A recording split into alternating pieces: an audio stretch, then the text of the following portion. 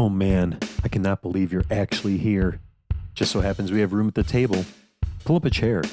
It's another session of Fabula Ultima. Seemed to go over well last time, so we're continuing the adventure. Grab a chair and let's get going. Alrighty, everybody. Welcome back to the Playtesters. My name's Eric. I'm going to be your storyteller tonight for Fabula Ultima. As always, I am joined by the awesome crew. If you want to go ahead and introduce yourselves and which characters you're going to be playing tonight in Fabula Ultima's Pape Noir continuation. Sorry. No, go. So I'm Ben, and I'm playing a cat named Dap. I am Bill. I am a cyclopean, cyclops type of humanoid that is playing a young, charming treasure hunting merchant, and I go by the name of Ode. I am Christian, and I am playing Gregor Stone, also known as the guy who believes that all problems can be solved by punching walls in. Hi everyone, I'm Emma, and I am playing Philomena Philly Brinks, and she is a sassy little sharpshooter. My name is Meg, and I'm playing Nyx, who is a fallen Valkyrie of the Paper War, learning how to channel her fire. So damaged and emo. Okay, It's okay, Meg. We're both the emo people here. Right, exactly. I'm gonna flick my bangs over. Gregor will flick his helmet hair. Yeah. Because his helmet has like a little tuft of hair on it. Nice. Is it hair that's attached, or is the helmet actually grow hair? Oh. Ooh. Oh. No. It's like let it grow hair. It grows hair. it's like a Centurion helmet. You know, it's got like the little hair thing on top of it. I don't know what it's actually called. Anyone who's a historian can figure that out and tell me in the comments. Okay. So, who remembers where we left off last time we played? It's been a couple weeks. So I can recall a little bit of situation, not necessarily names until I find my notes here, where I put my notes. But I know that we went to visit an associate of Ode's that was that I was giving him the jelly concentrate. Mm-hmm. And Clifford Sommelier, I believe it was. Yes, Clifford Sommelier. And turns out he likes to sample the jelly and is really good with providing advice on how to sample said jelly. And he's actually he's a lore master when it comes to jelly specifically. Like he's deep in it in every way you could imagine. And it's kind of made him a little bit titched in the head because of that. So that's kind of the part I remember the most, is that getting there and actually interacting with him about jelly. Okay. We drove from Papier Noir to Papier Nouveau, I do know. And we ran across some weird bug guys on the way who were jerks, but they were also weak to fire, so it was very easy for Nyx. Mm-hmm. Yeah, that was a there was a combat. fire weakness reveal. Yeah. Yeah. Yeah, it was also a combat full of they kept critting us and we kept crit failing. Yeah. Yeah. I would also go on record to say that's the first legit time it felt like Eric was proud of us, because we discovered the weakness to fire. Yes. So in fairness, in both combats, the enemies were weak to stuff, but that was the first time you did discover it. So We figured it out. I was, yeah. I was happy about that. So yeah, you guys made your trip out of Pape Noir.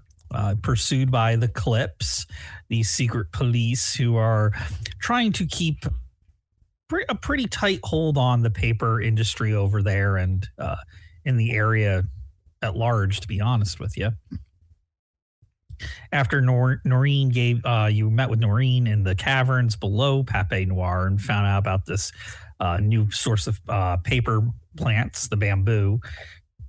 And you found that it's like the jelly spring, the source of raw jelly, not the stuff that's being used in towns and cities now, but this is like the raw natural material.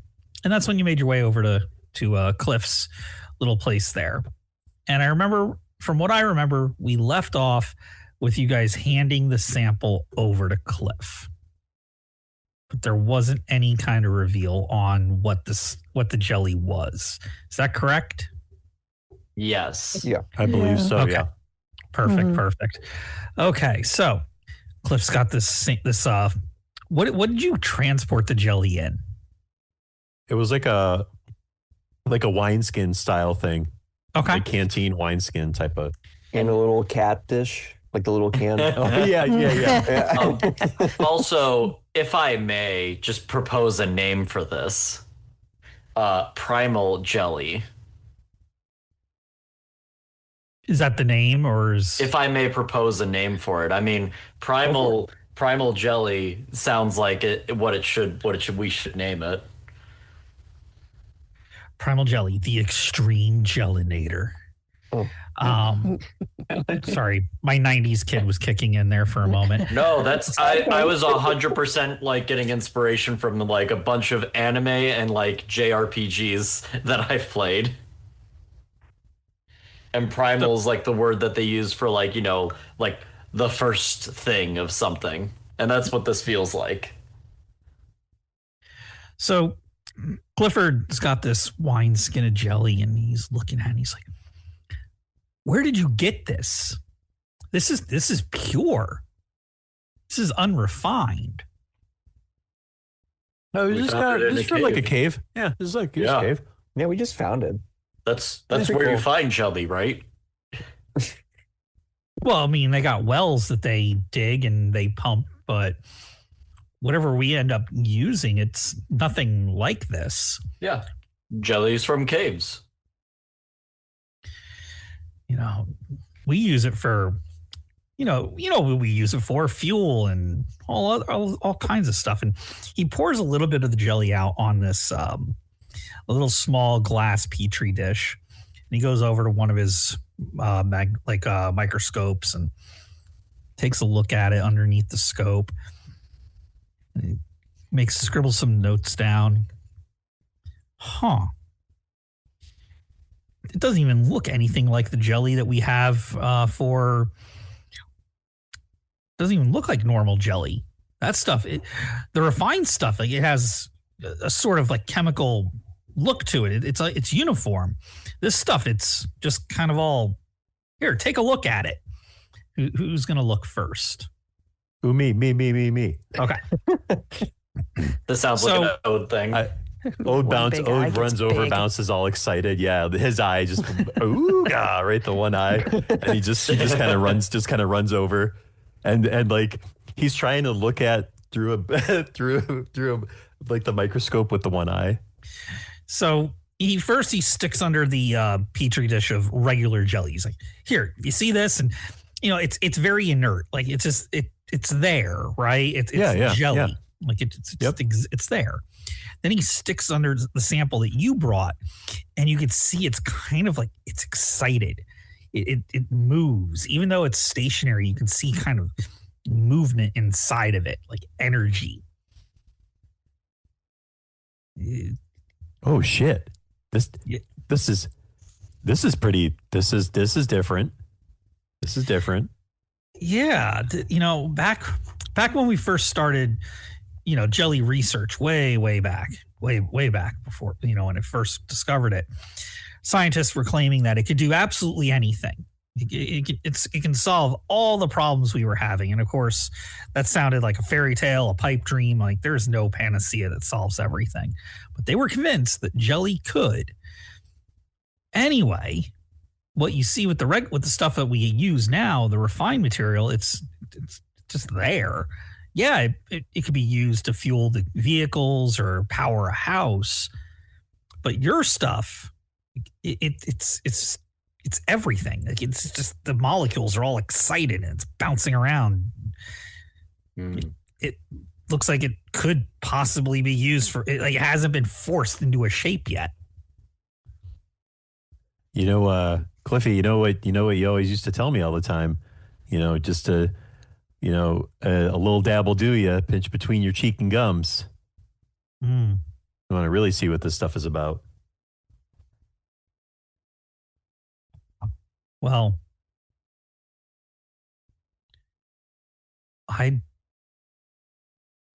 this is a discovery. You said that you found it in a cave.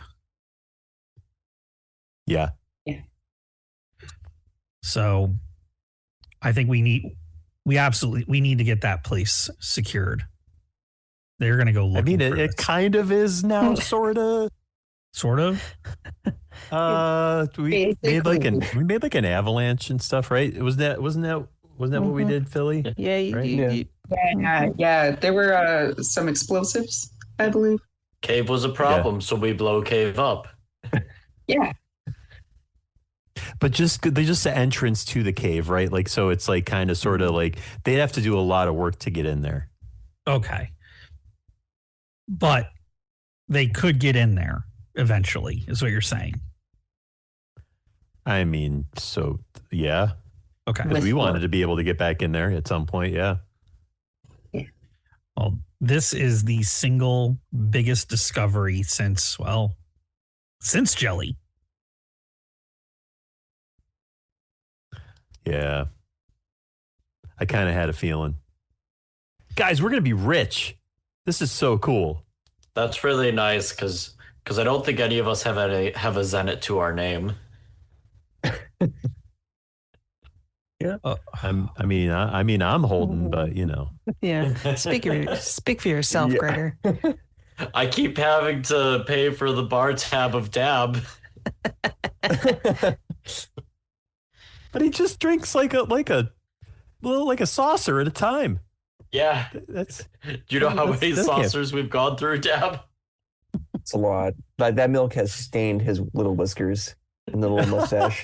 That's why the like bottom of his mustache is permanently like white. Need to update the painting for that now. So Cliffy, what are you thinking we should do here then? So I'm going to take this above table for a moment. Remember back when we first started this game, you guys said you had a goal of, what was it, getting rich or setting up some new paper trade or something like that? I think so. Vaguely. Okay. Because I was going to ask which direction, if you wanted to go down that direction with this, or was there somewhere else you wanted to veer off with this jelly?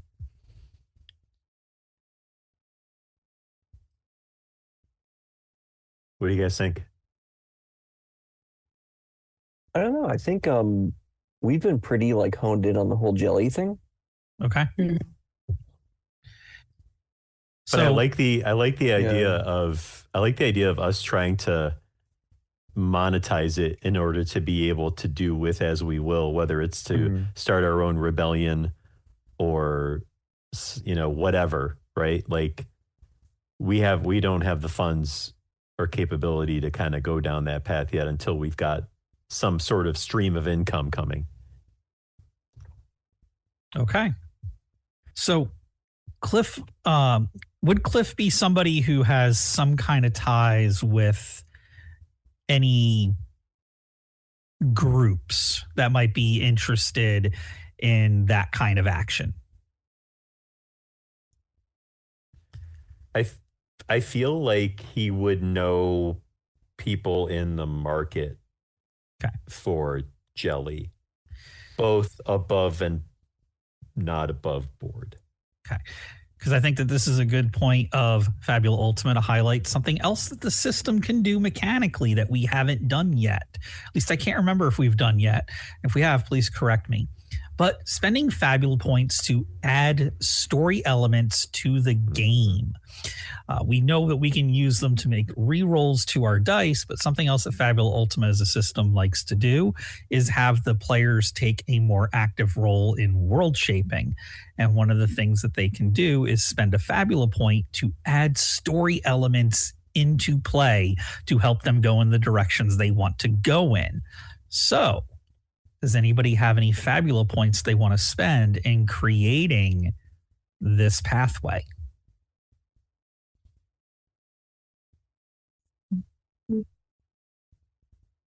Well, one thing that I'm looking back through my notes as we're chatting, Noreen was a rebel. She was part of the resistance, right? And she told us that this was a big find, that this jelly is going to change everything. And I think back in game, Nyx would probably look at everybody and say, is this really our call? This is Noreen's find.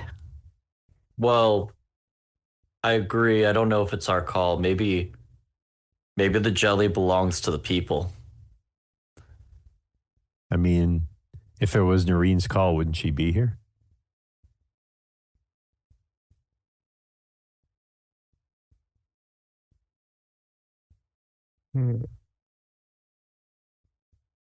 Actually, yeah, where is Noreen? Why Yeah, did she come with us? She was going to get a team together to, good Lord, can't read my notes. I don't know. She was getting a team together for something. What, out of game question?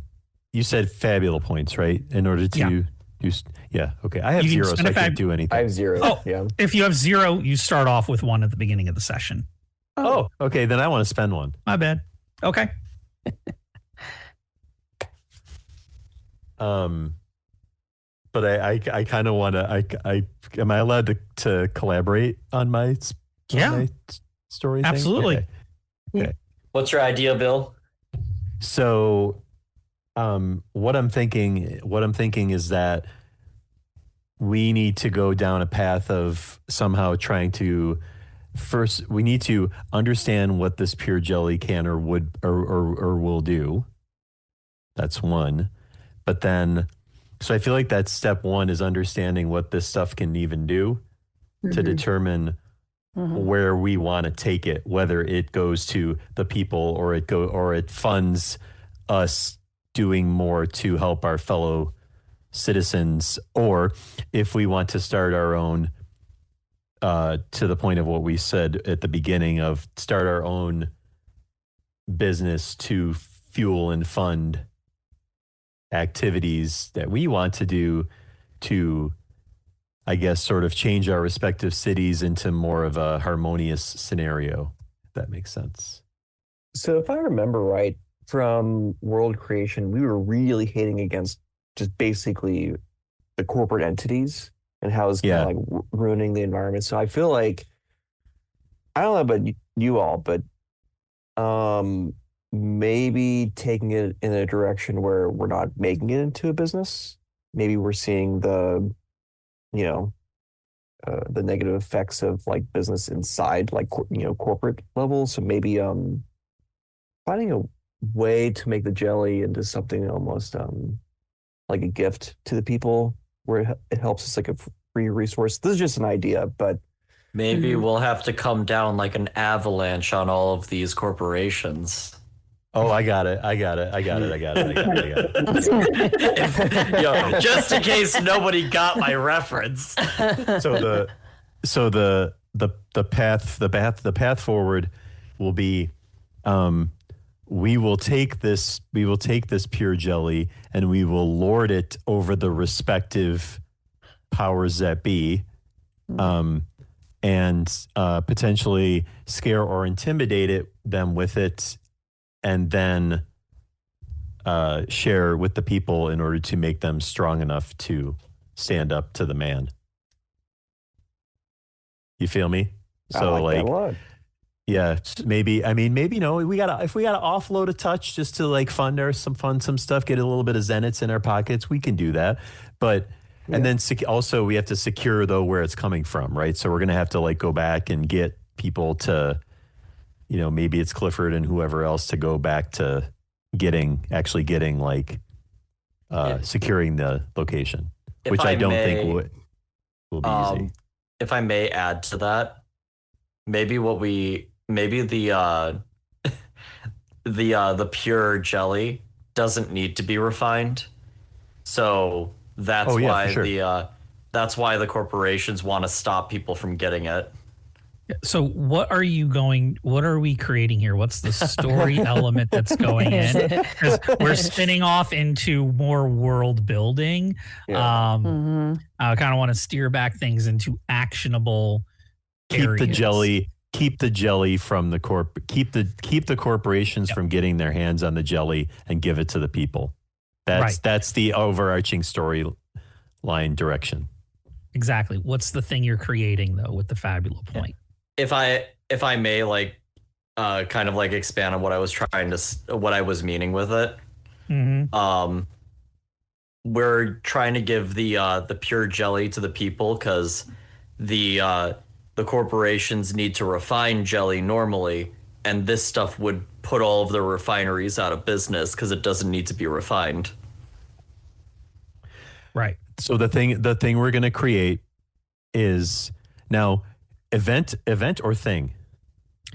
Thing, organization, or person that you're going to see to go make this happen that doesn't exist in the world.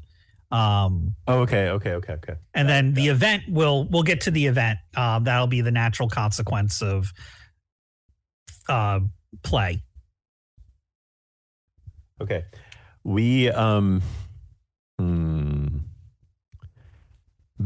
do any of you guys want to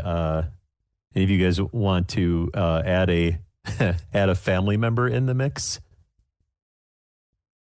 Perhaps?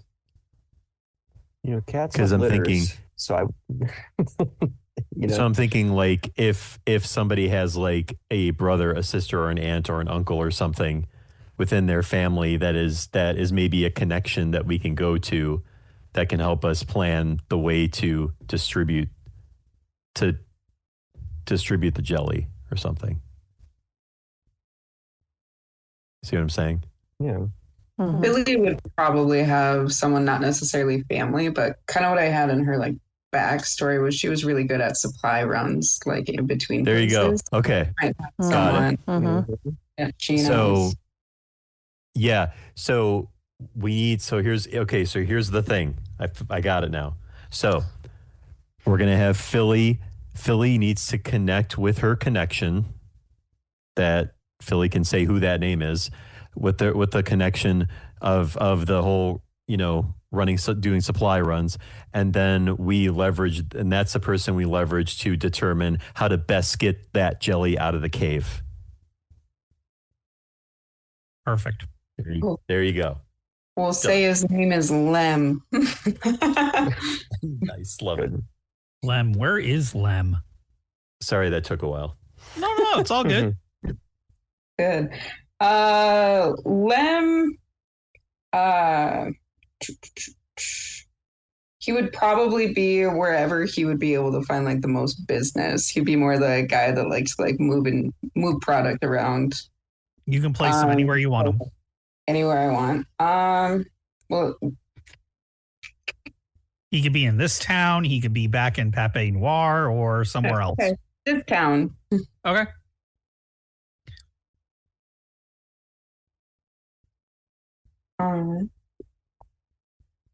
See, This is so hard now. It's one of those things that kind of throws you for a loop with the system where it's like, hey, you guys need to create something. Yeah, okay. So Lem will say he has a little like bistro type place, like right in like the shopping area of the town. It's like his little cover, and he makes these tiny sandwiches that he's weirdly proud of.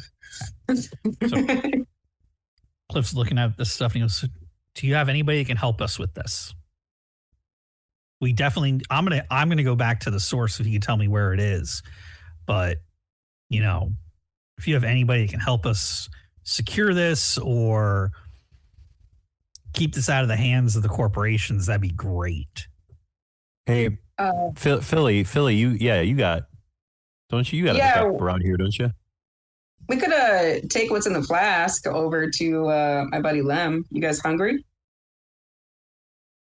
Starving. Nice. He'll be able to hook you up. Nice. Does he have curly fries? I think he's mostly got chips, but you could probably convince him to try something else. So Sweet. when you say you're starving, the jelly's gonna do something. Like the jelly in the dish, it kind of gets all bubbly and sparky, and then it pops out just like this little like I don't want to say like a sandwich, but more like a log of bread with some extra food on it. Like what somebody who's never heard of a sandwich would assume a sandwich looked like. Like there's bread, there's some meat and some cheese, and it's just kind of all like on top of the bread. It's not assembled right. It's just the ingredients of a sandwich. Okay. It's kind of like pops out of the jelly dish. And a little bit of the jelly's missing. Is it sandwiched sized, or is it like a itty bitty? It's sandwich sized. Okay. It's like part of the jelly just kind of to your desire. When you said I'm starving, I would, it's like, and you said, I can go for that, and it just kind of what you were kind of imagining appeared out of the jelly, but it burned off some of the jelly. It's like it converted. Did this sandwich just come from the? Wait, where'd this come from? Did this come from the jelly? This just pop out of nowhere? He's going to poke the bread. Yeah. It does. It feels like bread. It moves like bread when you poke it. And Cliff's like, he's sitting there with this dumb look on his face. He's like, it responded to your desire, and that jelly's uniform in appearance and it provides energy. This stuff, it's all over the place when you look at it under scope, and this is huge. This jelly can become anything we desire. Like, it is a universal fuel source. Hey, Dap, you thirsty?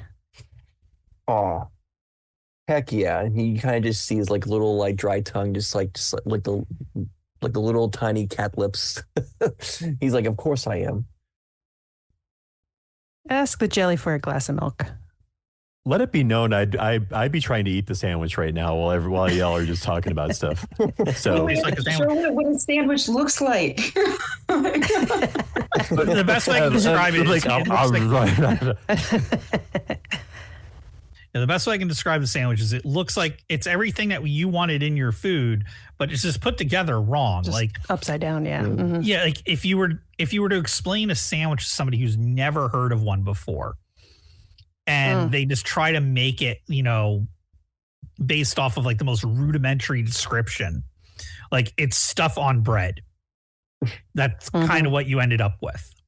I mean, I'm like, guys, it's a little weird. There's like, I think there's like some like whipped cream in here, and maybe something tastes like butterscotch, but I definitely taste chicken and a little bit of roast beef.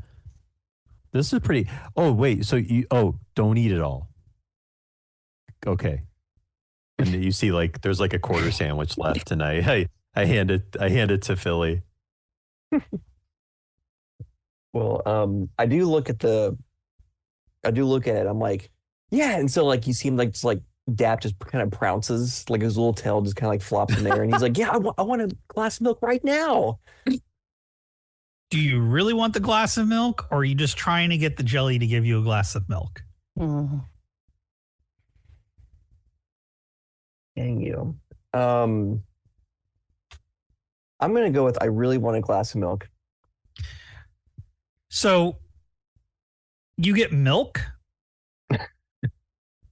but like in a really this like a badly formed dish. Again, it's like a child's interpretation of what a glass of milk would be if the child had never seen one. So you know, whenever a cat is really annoyed at a dog, and it just starts like it doesn't get its claws out, but it just like it starts slapping the head of the dog. That's basically what I'm doing at it. It's like just it's not what I intended. I'm immediately irritated. I'm just slapping away. I'm like, guys, this isn't. I mean, this is really cool and all, but this is not entirely what I thought it was going to be. But the milk might still be good. Yeah, but it's not exactly what I want. Just because the dish is jacked up. Well, I mean, the sandwich was kind of weird, but it was still tasty. You didn't eat all of it though. Well, no, because Philly needed some so she can show her friend down at the place. She's putting like the sandwich together in like a proper way, holding it over the jelly and going, "This is a sandwich." Yeah. So I do kind of like get my little paw, and I kind of like do the licking of the paw, and I'm like, well, it's a little room temperature, but it's fine.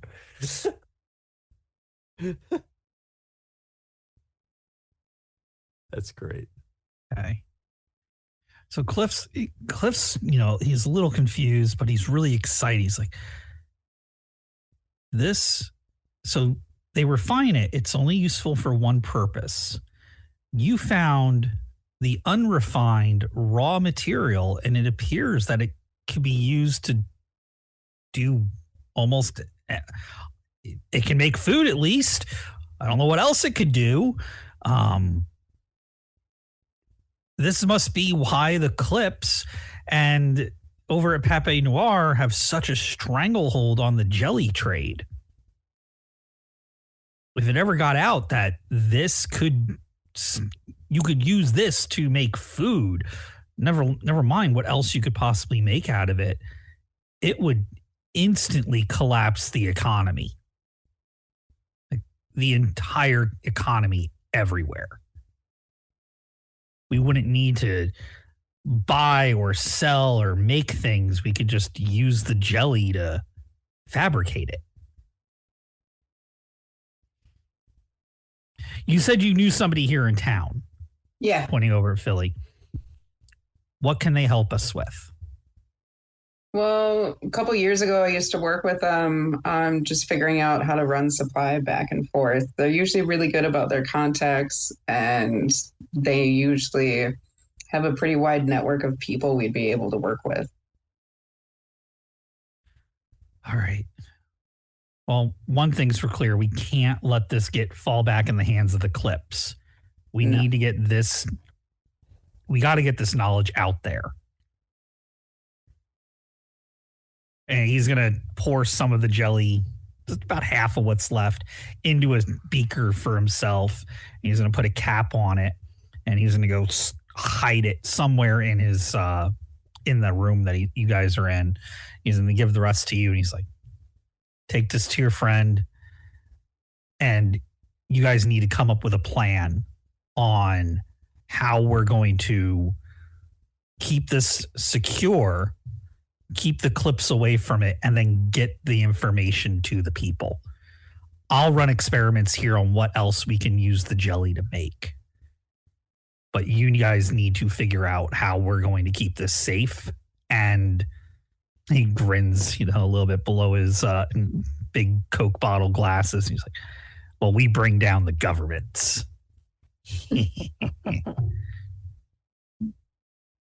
Yeah, when you say that, I'm kind of immediately doing like, making biscuits with my little paws. So and he looks over at Nix. He's like, you're going to have to unfortunately, you're going to be back in the middle of a war. We thought the paper wars were bad. Just imagine what they'll do to fight the release of this to the public. Yeah, I'm gonna need a couple more sandwiches then. They're really small. You'll need like 4. Okay. I got pockets. Do they travel Like well? I got like a turkey pockets. club, like cut in quarters, kind of. Oh, Well, off you pop. Go figure this out. I'm going to work on this. Oh yeah, right. I'm just gonna grab. oh yeah. And just like walk out and like head to the car. So you head out, you get to the car. Are you guys heading right over to Cliffs? Or I'm sorry, Lem's. You're at Cliffs. Yeah. You make a beeline over to Lem's. He's got that sandwich shop. It looks better than it's ever looked before. Business must be booming. And inside the window, you can see that he's, as he normally is, working alone. He's got a couple of people sitting outside in the on the tables, but there's nobody inside at the moment. Right. Billy will just hop right out of the car and kind of excitedly like, oh, come on, guys. This will be awesome. I haven't seen him in forever, and like skips through the door. Prancing right behind. Mm-hmm. Open up the door, the little bell above the door, does the little jingle and looks up. He's like, hey, I haven't seen you in, looks at a watch that doesn't exist on his wrist, a long time. I know, right? I found some. Well, I didn't find something. We all found something. A lady found this. It's pretty cool. You should check it out. Pour a little out and look at it. It makes sandwiches. It makes sandwiches. He grabs a little like a sauce, like a small plate off the counter and pours a little out. He's like, almost looks like jelly, but it's a lot brighter. I think at this about what you most Sniffs it. desire. What? Think about some like food you want that you Food. really like. He gets this like, he starts thinking, you can tell he's thinking really, really hard. And then, what is something that, what's a dish that would meet, this is your brother, right? Or just a comp, like a friend? Just a friend. Just a friend. What's something that you guys, like something that you would have eaten together? He always really liked licorice. Licorice. Okay. So how licorice normally looks something like this. Just like a little rope of, whatever flavor licorice. Well, he thinks about it for a minute, and then on that plate, it pops out and it looks like almost like spaghetti, but it's licorice. And he's like, he kind of startlingly drops it, and he's like, he made licorice spaghetti. He picks up a piece and bites into it, but it tastes fantastic. Where did you find this? Found it Does in it a only cave. make food? We're eating food made by cave jelly. Yes. Tastes I mean, good, right? those are just like red vines, right? Not really spaghetti, like more like red vines. Yeah, this is red vines. I thought we should call it primal jelly, but I'm starting to think we should call it groovy jelly because it just does what it wants. It is groovy jelly. Does it only make food? I don't know. Who wants something else that's not food? I would really like some Zenits. Oh, that's a great idea. Oh, Well, notice, and every time you do this, it burns off a little bit of the jelly. Like a little bit burns off. So you start running like a little bit less, a little bit less, a little bit less. When you think, and remember how it makes things. So it makes things with almost like a child's interpretation. So you're like, I want Zenits because I want money. Jelly has no idea what money is. So to you, what you're thinking about is, what is the shape? What does it kind of look like? And it produces a small handful of very wrongs in it. I'm imagining that it's like, Zeniths are usually like, little gold coins with like a face on them, and that this one is like a yellow coin, like chalk yellow, and it's kind of like square with rounded edges, and it just has a smiley face. Lem jumps back a little bit, not like jumps, but like he's, startled because what wasn't there is now there. And he's like, so why have you brought me this stuff? Well, because we think it could be really important and just kind of figuring out how to not be under everyone's thumb.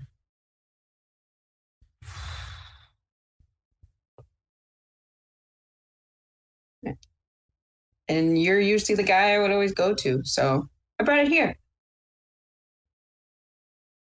Well, I mean, I can help you smuggle it somewhere if you know where you want to take it to.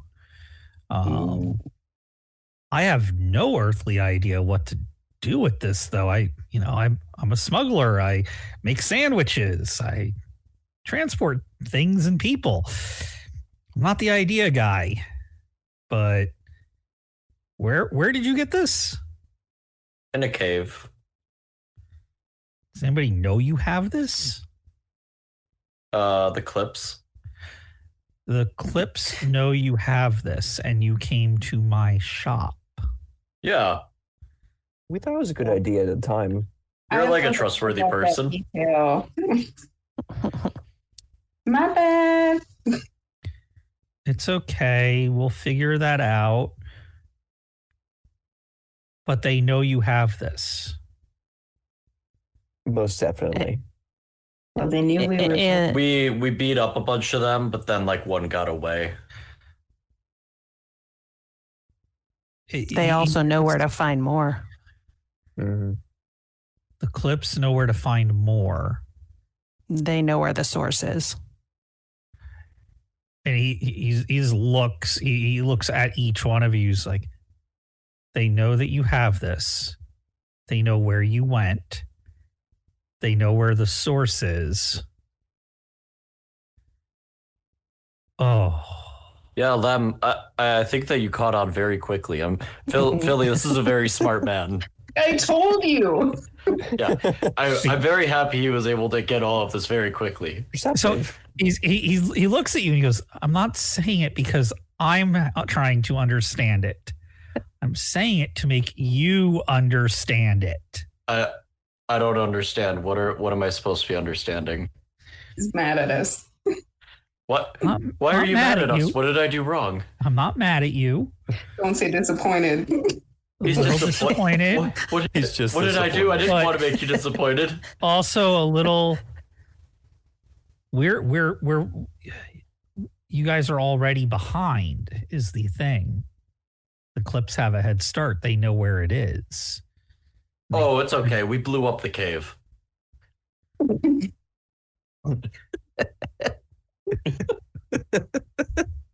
He kind of like he looks around. Blue. I think there was a hole in the top, though. Like collapse the entire cave. Partial. So they could dig it out. It would take a long time. It'd take them a while. Makes a plan. See, we bought us more time. Billy, I take back. I don't know if this guy's caught on to everything quite yet. He might not be as smart as we thought. So how can I help you? What exactly? What is the help that you want me to provide here? Sandwiches. I heard you make some pretty good sandwiches. Yeah. Yeah. He's going to start whipping up sandwiches. He's like, I'll make sandwiches while you guys come up with a game plan and how I fit into it. We wanted you to make a supply chain from the cave to here, so we could distribute the jelly to the people.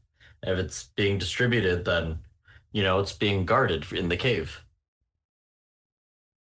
Okay, so we need we need to find some guards, some way to dig the cave out. I can help you come up with a supply route between here and the cave. I can help you come up with that. That won't be a problem. And then get it to the people. Oh, I can help you distribute once you have a plan for how to get it to the people. Like, are we just going to be dropping this off on everybody's doorsteps with a little note that says "Think real hard" and it gives you weird looking coins and spaghetti licorice? Probably clear directions, just a tiny bit more. Okay. We need to get more of it so that we can practice learning how to use it. Right? Because then we can provide better guidance. I would say you have like 5 more attempts with what you have in your sack. What about the little cat can? You have 1 attempt in that because it's so little. Huh? Billy's got her flask too that she filled. Oh, and that's just like a standard drinking flask. Yeah. So when I picture wineskins, like I picture like big sacks of wine, right? Little flasks, I think of something that might have, because I got one over on my counter over there somewhere, but it's probably about yay big, right? Yeah. Yep. Yeah. 8 ounces, 8 Yeah, like a pocket one. Yeah. Yeah. Weren't you showing him the flask though? Wasn't that what you gave him to look at? Was the No. flask to Lem? Cliff gave me your wineskin, so I took it and ran. Wait, what? It was the sample we were using. Man, Ode was not looking when that happened. He's only got one eye after all. Oh, he's fast. Yeah. His eye was off the ball. Philly, what? Philly, give me my wineskin back. What the heck? Lem's got it. Lem, give me my wineskin back. Dap just looks at you and it's like, you can't share? Like, what are you, a kid? I mean, I kind of already did. Don't you think? I mean, you used some of that jelly to make milk that you didn't even want. I mean, did you see it? It was room temperature. Do you like to drink room temperature milk? I don't know that I mind that necessarily. I'm not so a big he kinda, milk guy, uses though. his paw. I'll ignore that one. I love this rivalry between Ben and Bill that's been just slowly growing. So I do suggest to the group, we have to find a way to blow up the entrance again, right? So when we get there, we could, use my little, sorry, my boss texted me. Sorry. I thought it was catastrophic, but so, we could use my little cat can. It's like a little experiment. It's only one use, but maybe we could use this as an experiment to see if we could make it into dynamite or something explosive and to see what this thing creates. Potentially it could work, potentially not. Well, I mean, we could use some of the wineskin stuff for that because the little cat can might not make enough of a boom. You never know. On its own. Just saying. Yeah. Just trying to help you out, pal. Yeah. I appreciate the suggestion. I'm actually out of game. I actually think that in this specific, in Fabula Ultima, I think that Ode and Dap are actually friends in some capacity, but I think there's weird moments of Ode wants to treat him more like a pet and like a cat and wants to pet him and stuff, and Dap's dude, I'm more than just no, so I think that's where the tension might be. Yeah. I've already thought about it at work. Just wait. If you try something again, petting me, I know exactly what to do. Wow. I was mostly just bringing up that a couple of your characters have been like that. Fair. Yeah. Yeah. Is there I anything feel like else? Ben probably started it though. It begins again. But I don't know. Is there anything else before we want to head Well, out? why don't we just do any of us know people who are good at that? They could just mine that out. I don't know. Do you? Because I know a guy. Yourself? No. He's a little goblin guy who lives out in the forest. His name's Franz. What was Dap's job? Did we ever find out what? His job was at a paper mill. So in my little headcanon, he doesn't have hands. He only has the little paws. So he was really good at pressing buttons. So kneading biscuits, he would just press two buttons over and over again at the factory. Yep. So because I remember you were the one that really referenced that you had a job. So I was trying to think if you would know, you wouldn't know a miner in that position. No. Necessarily. Yeah, I wasn't sure. But no, I was gonna ask if you guys are all cool with it. I was gonna use a Fabula point to get us a guy who knows his ways around controlled explosives. Absolutely.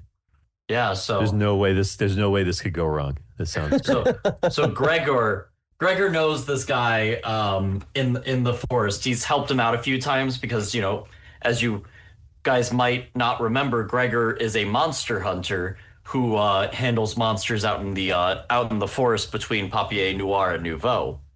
And he has protected this guy a few times and has gotten a couple of favors that are owed to him because of his protection. This guy in the forest, he's a goblin. His name is Franz, and he basically spends every day of his life in his workshop, just concocting different alchemical concoctions and creating controlled explosives. Acid vials, different alchemical flasks, but mostly explosives. Would he just give it to us? He owes me a favor. Ooh, okay. Is that okay for a Fabula point? Yeah, that's fine. Yeah, and he's in the forest, so it won't be that hard to find him, and then head to the cave, right? Yeah. It's good. Okay. So I just want to recap the plan here so I know what I got going on for me. You guys need to figure out some guarding situation for the cave. You got to blow the cave up. So we're going to go see the goblin guy for that. We're going to create a route for smuggling the jelly and some way to distribute it to the people. Correct? Yes. So we have 2 of 3 things figured out. So we just got to figure out how to guard the cave. Unless Lem knows people for that. Because he's in smuggling. Lem only knows what Philly says Lem knows. Oh. Mm. I feel like Lem would totally know some muscle. Especially he would need to hire some in probably sometimes, depending on if he was transporting more I don't know, particular things. So he does work with a team occasionally. He's not just a lone wolf. I stick things in the trunk of my car and cannonball run it. Okay. So what's the plan? Where are we going from here? Are we going straight to the forest for the goblin, Franz, or do we have other things we're handling with Lem here in town? I think we figured stuff out. Well, we'd have to see if he'll talk to that team or if we can have a contact for those guys that he works with. I'll call my guys. Don't worry about that. I'll give them a call and make sure that they're available and we can all meet up. Where are we meeting up? At the cave. The cave. I don't know where this cave is. Mm-hmm. He hands you guys a sheet of paper. He's like, here, can somebody just draw me a quick map and then I'll get everything together and I'll head off that direction. I forget. I had the paper to Dap. Did we name the mountains that the cave is in? I don't recall any name of them, so go for it. Just stay with the donut theme. It's a Long John Mountain. After session, you're gonna have to explain why that's a donut reference. Long Johns. Eclairs. It's like a long john is what certain areas call a filled donut that's like rectangular shape. Is that a regional thing? I thought that was just a normal name for it. I know what you're talking about. Yeah. I think it's more regional. I don't think it's everywhere that it's called that necessarily. I think some might refer to it as eclair, even though it's not really an eclair. An eclair is more of a puff, like a fried puff pastry, more like with chocolate and on the top and the Boston cream in the center. Yeah. When you said eclair, I was like, yeah, that's technically it. I had no idea that was like a regional like name for those. I never heard it before. The more you know. More you know. Okay. So I'm sorry, where were we going? So we named the cave, and then I was handed a piece of paper to draw the map. Got it. Yeah. So I do it. So I get a little bit of ink, right? And it looks like chicken scratch because obviously a cat's just kind of like just scratching all over this paper, but it's rudimentary enough and simple enough that you can tell in the general vicinity where it is. He's like, I got it. Okay. I'm going to go call my guys. I'll meet you there. Awesome. Thank you, Lim. You're welcome. And he hands over like a basket full of sandwiches for the trip to go. He's like, in case you guys get hungry. I'll carry that. Oh. I got it. And Gregor tries to go to carry it, but then it looks really sad when you get it first. hey, Nix, can I just have one for the walk? One. Just one. Yes. One. Jeez, it's just one. They're small. God. And I'll reach for on the table. I'm sure it's constantly meme territory, but like, those cats that like reach over tables to go for food, and they're just kind of like just awkwardly trying to reach for something. So I do reach for the little new Zenits that we made, like the pile, and I'm like, we might be able to use this. I don't know how many we made, but I'm like, we might be able to use this. We'll see.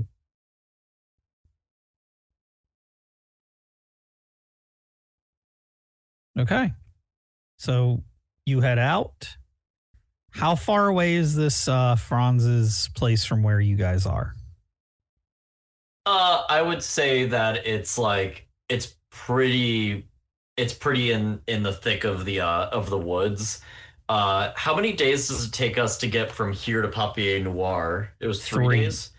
I'd say it's a day and a half away. Day and a half away. It's right dead center. So 1 travel day's worth of rolls. You said it's dead center on the way back to Noir? Yeah. So that would be the least dangerous travel roll. Which means I need somebody to roll me, because you're just outside the cities, countryside area. Roll me a D8, somebody. Not me this time. Last time I rolled, we ended up in combat. Remember, a 6 or higher, you encounter a danger. On a 1, you make a discovery. If nobody rolls, I'm just going to pick a name at random. I'll do it. Okay.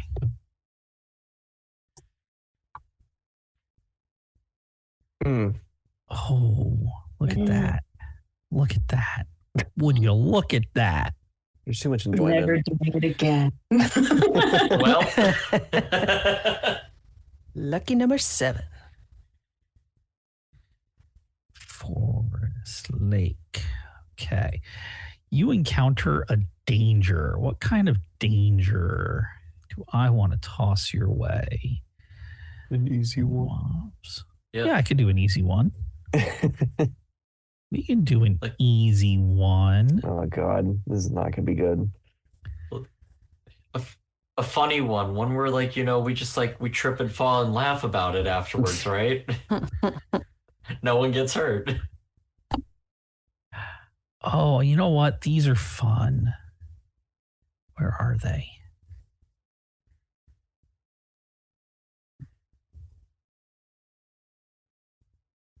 Yeah. I'm going to do these. 1, 2. Said easy. 3, 4. Because you guys haven't rested yet. We'll do this. Activate. So this will be an easy encounter. It's easy because they're of appropriate level, and there is one less of them than there are of you. The way Fabula balances its combat encounters is enemies of the same level with an equal number of enemies to players is a normal encounter, -1 is an easy encounter, and +1 is a hard encounter. So there's 5 of you, 4 enemies is easy, 5 is normal, 6 would be a hard encounter. You see on the road blocking your way, and you're going to need to get out to deal with them. There's no way to drive around them on this basically dirt road cutting through the woods. Are these 4 creepy plant things. They've got this like vine barrier that they've made across the road, and they're not making noises because plants can't make noise, but they're mouthing at you and being all menacing. So, yep, you're going to need to deal with them in combat. But, hey, there's less of them than there are of you. If we remember how combat works, 1 player goes, then an enemy, then a player, then an enemy, and we do that until everybody's had a turn and then reset. Ode just jumps out. Hey, get out of here! And I go to chain whip one of them. Defense is 10.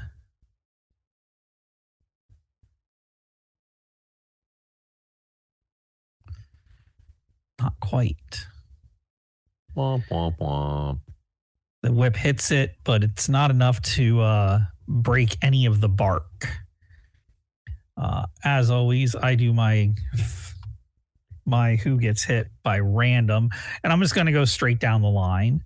So Dap will be number 1, Philly will be number 5. Dap is getting swung at. I would like to, because we did a little bit of swapping here. If he gets hit, I'd like to use my protect on him. Okay. I don't know if this has to be done before, like, he actually rolls to hit or not. Well, take a look at what the wording on that says. Any checks that are part of the danger will be performed against you. So I could declare before or after the checks. So I'll declare it now. That you're going to jump in front of the thing. Yeah, he's got to attack me. He's got to go against my defense. Oh. Okay. Well, it is screaming at you. And that is an 8 versus your magic defense. Ooh, my magic defense is a 9. It does not hit you. Nice. I don't know if that would have hit Dap, but I'm going to say it would, and I helped you by jumping in the way. I appreciate it, buddy. And as it does that, I'd like to go next, and I'm going to make an attack against him. Okay.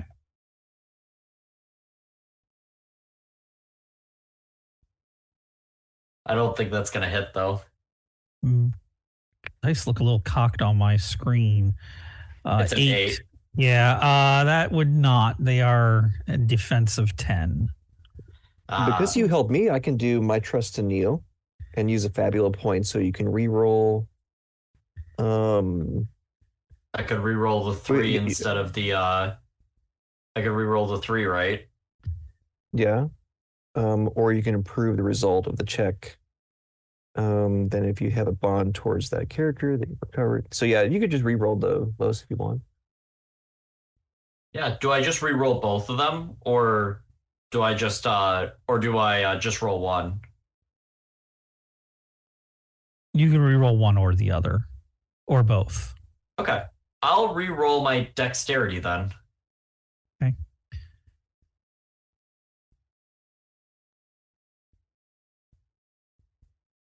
Um, On the bottom, there's just the icons for each of the dice. I think you're just a D8, so you can just click on the D8 icon and just roll that. yeah. 6. So that would make that an 11 to hit. Yep. And that 6 would then be modified by your high roll. So I'd do 18 damage to him. Okay. Awesome. Heck yeah. Thanks, Dad. Yeah, no problem, buddy. That brings it down to 32. All right. Another one's going to go. Again.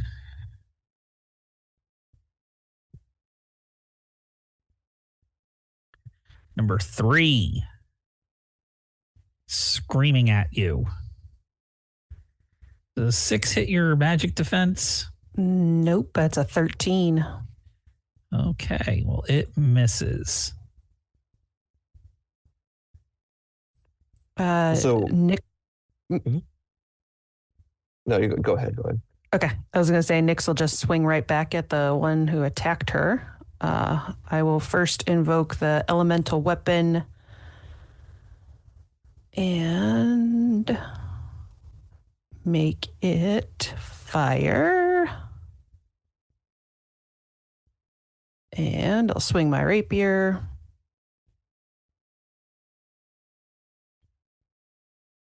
That's going to hit. 10. Oddly enough, it doesn't do double damage. Good to know. But it does take the 12, which is going to put it in crisis.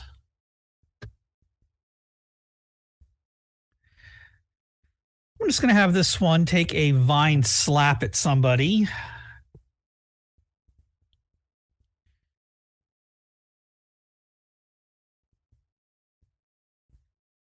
Does an 11. Yeah. Yeah, that an 11 will hit no matter which one because my defense is 11 and my magic defense is 9. Okay. There you go. Ow. Owie. And Gee, that's question, smarts. because I did the my trust in you, that does bring me to standby, correct? No. Oh no, it doesn't. Okay. Nice. This is something that you can use when it's like you have a trigger.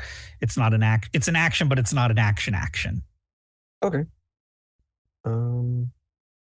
Okay. I guess I'll go to kind of help out Philly. I'm going to spend 5 mind points to do encourage.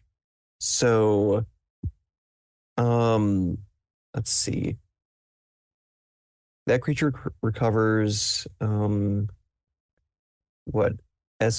times 5 hit points and chooses dexterity, insight, might, or willpower, and that being one size higher. So that's what I'm going to do for you. Okay, cool. Thank you. So then I'll put that on Dex. So then I just treat Dex as one dice size higher then. Yep. Okay. For now. Okay. Thank you. We're going to do the last one.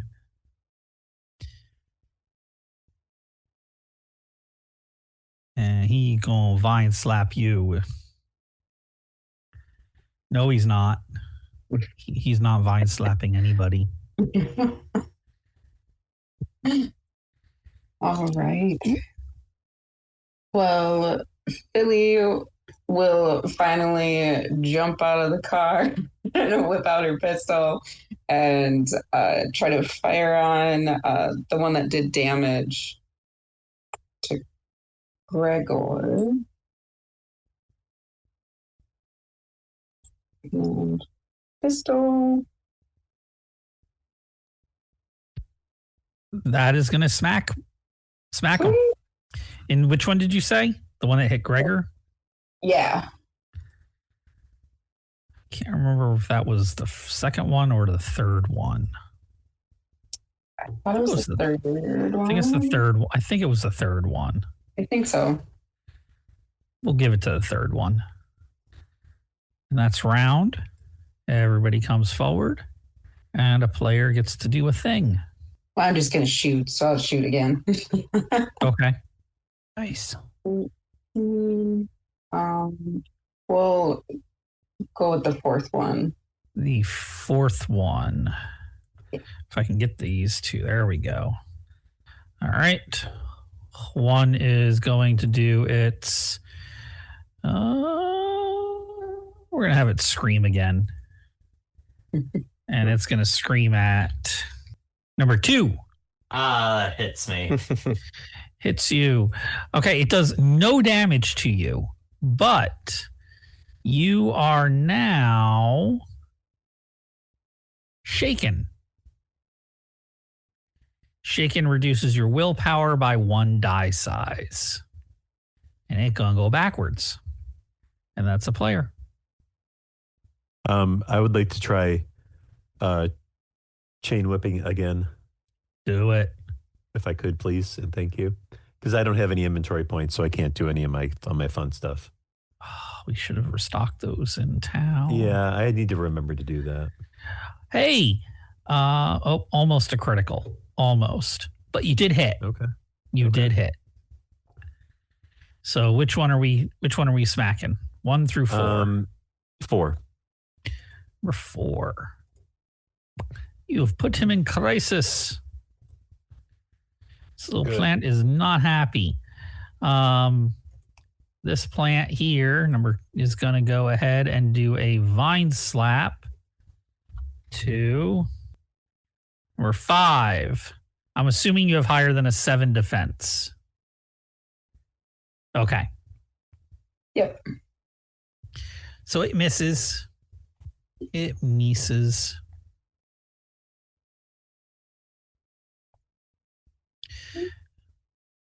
Goes to a player. Nyx will take another swing with the rapier.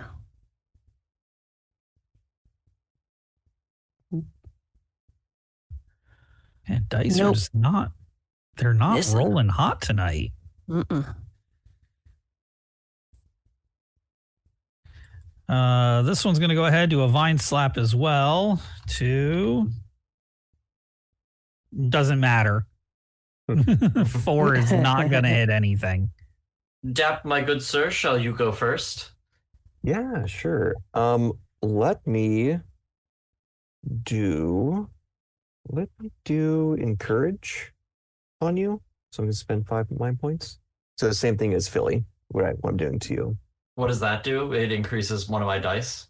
Yeah, it increases one of your dice to one higher one. So you just pick the specific stat you want to apply that to. I'll apply that to my might. That would be me.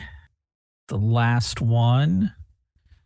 We'll see if he even does have a chance at hitting anybody. Does anybody have a defense less than a 7? Nope. Okay. And it doesn't matter. Boom.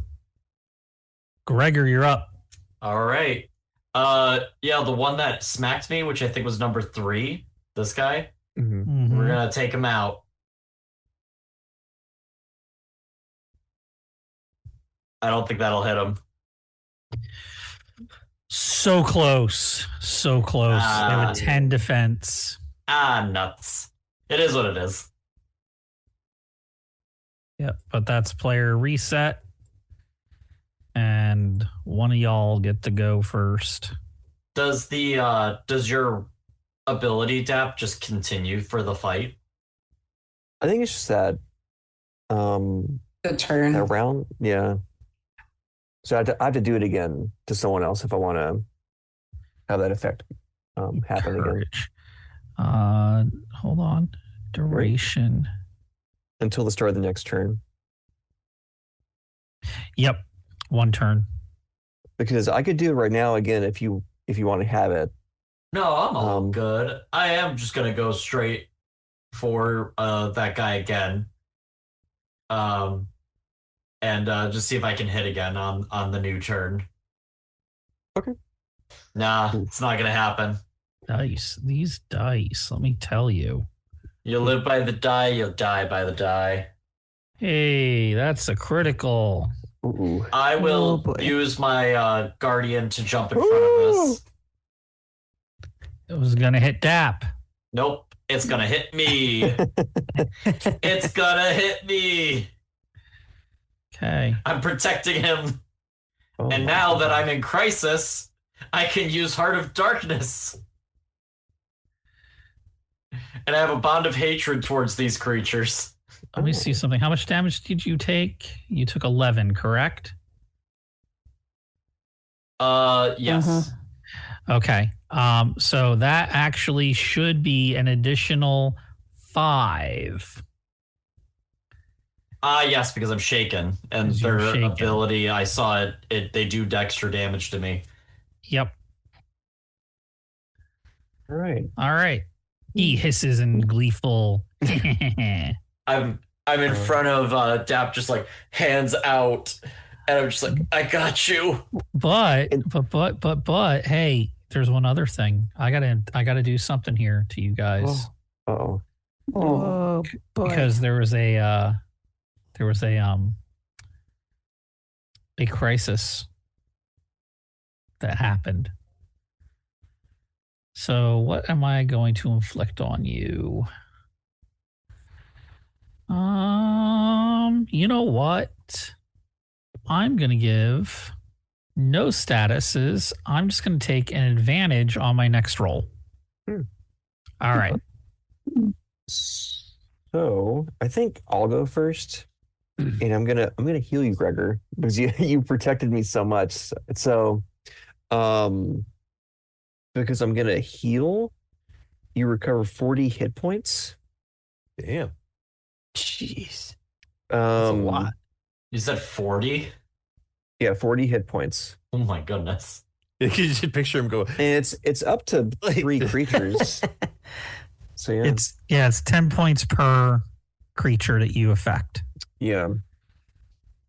So I'm just gonna do it to Gregor because I probably my next turn, just so everyone expects it, I'm probably not gonna buff anyone up. I'm probably just gonna use my new ability to kind of bring back some of my MP. But yeah, I'll do that for you. Okay. 1d5. Number 5 is going to be, we'll do this because I don't know which one I want to do. Screamed at. Does a 13 hit your magic defense, Philly? Yeah. Okay. I'm sorry, I can only protect once per turn. You shall be No. shaken. Ah. Okay.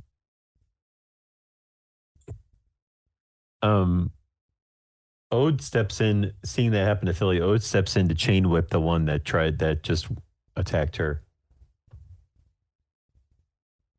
Okay.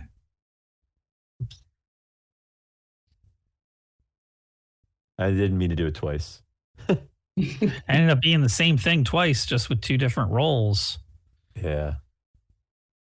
Both failures, right? Yeah, unfortunately. D5.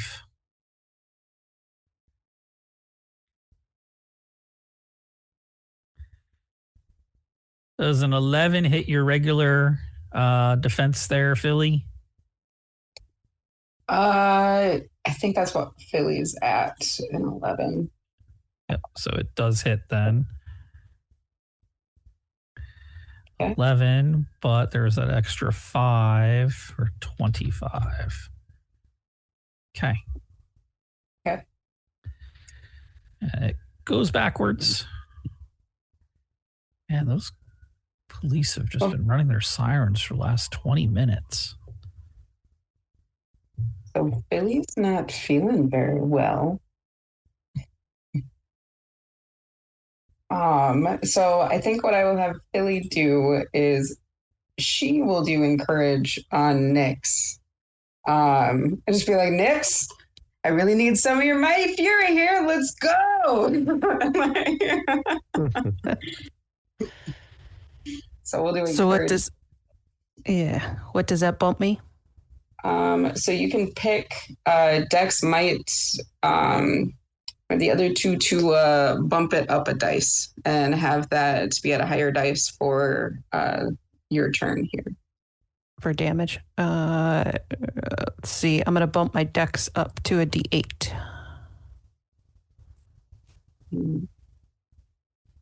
Thank you.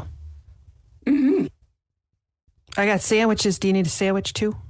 I think so. My pockets are stuffed. All right. That'll be Phil's turn.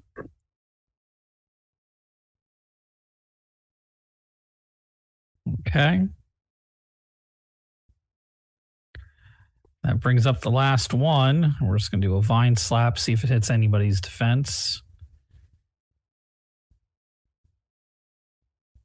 11, so that does have a possibility of hitting somebody. Number 4. Oh no. Wait, what? That's me. Isn't it? You have been 15. slapped with a vine. I'm in the mode of crisis, it would appear. He's in the ode of crisis. I'm in the ode of crisis, yes. Oh, wait. There's one more player go. Yeah, What does that mean? What does that mean for me anyway, being in crisis?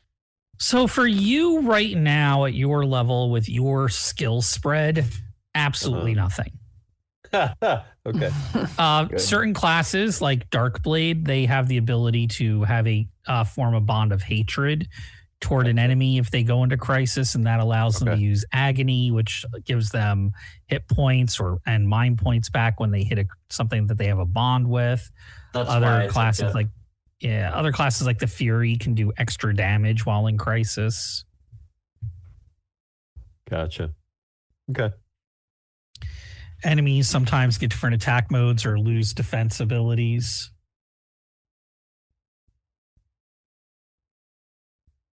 So I have this melee weapon mastery.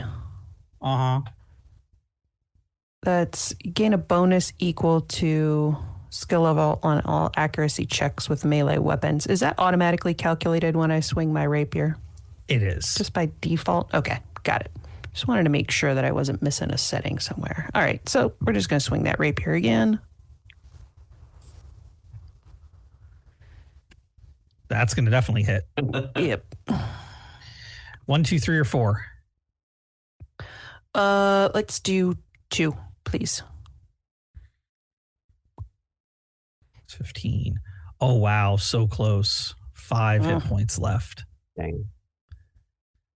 All right, guys, focus on 2. That's another good thing about Crisis. It does let you know with the little exclamation mark which enemies you can focus up on to knock down quicker. Mm-hmm. This little easy combat's turned out to be a lot more difficult than easy. Ode is gonna chain whip number 2. Go for it. 10 defense.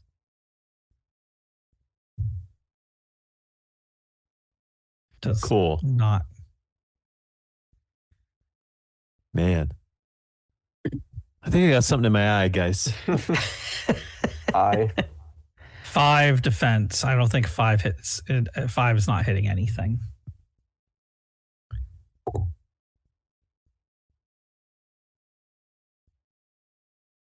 I'll swing away again. Since I'm having some good luck. Yeah, jinx myself, aren't I? Oh, maybe not. An 11? Sorry, yes, 11 does hit. Which one are we smacking? We'll go for 2. Number 2. Fly. KO. Perfect. Sorry, the neighbor has their dog out of the yard, unleashed, and mine are losing their minds. Mm. All right. I believe that is one of them gets to take a swing at number 2. Bring it on. It's going to vine slap you. 16 hit. I mean, what if I said no? Oh, And that's I didn't want to do it that.